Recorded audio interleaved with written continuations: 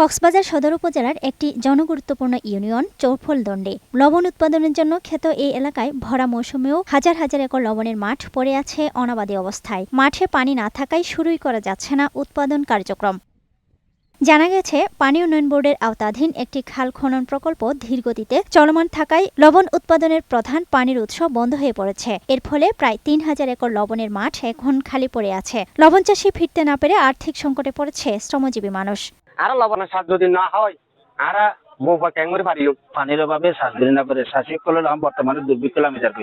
এই প্রজেক্টটা দেরি হওয়ার কারণে আমার মনে হচ্ছে এখানে লবণ চাষির জন্য মাঠ করতে কষ্ট হচ্ছে।